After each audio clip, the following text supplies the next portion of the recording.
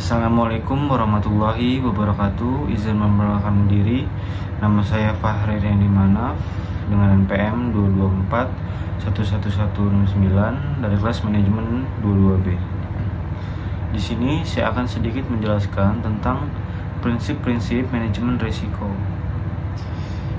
Yaitu yang pertama adalah pendekatan sistematis. Manajemen risiko memerlukan pendekatan yang sistematis dan struktur untuk mengidentifikasi, mengevaluasi, dan mengelola risiko secara efektif. Ini melibatkan proses yang terus-menerus dan berkesinambungan.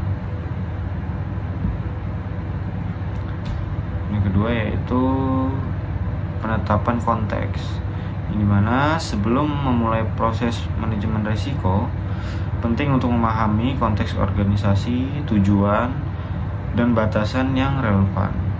Ini membantu dalam mengarahkan fokus manajemen risiko tersebut dan memastikan bahwa langkah-langkah yang diambil sesuai dengan kebutuhan dan tujuan organisasi. Selanjutnya yaitu pengidentifikasikan risiko, yaitu yang dimana proses identifikasi risiko melibatkan pengenalan, deskripsi, dan evaluasi risiko potensial yang mungkin mempengaruhi pencapaian tujuan organisasi. Ini melibatkan pemahaman yang mendalam tentang sumber risiko, penyebab,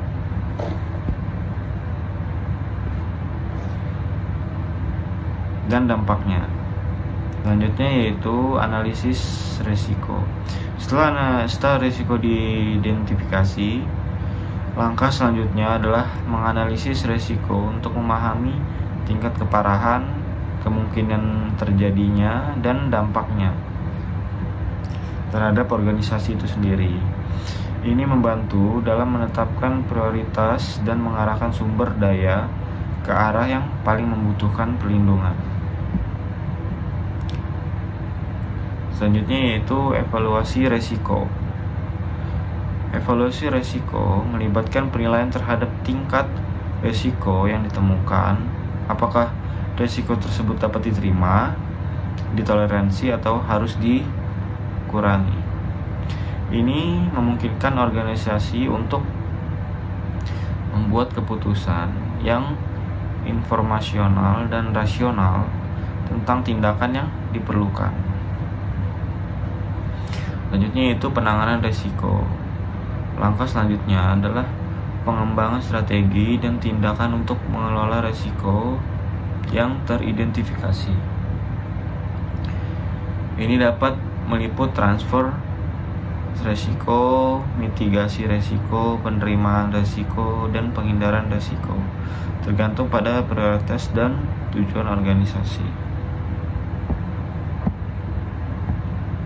Selanjutnya yaitu pemantauan dan peninjauan, yang dimana manajemen risiko adalah proses yang berkelanjutan.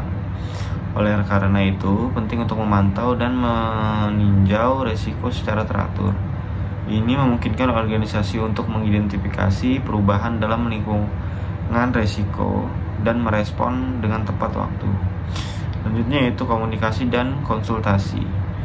Komunikasi yang efektif dan konsultasi dengan semua pemangku kepentingan yang relevan merupakan elemen penting dari manajemen risiko. Kenapa? Karena untuk memastikan bahwa informasi tersebut tentang risiko yang tersedia dan dipahami oleh semua pihak yang terlibat.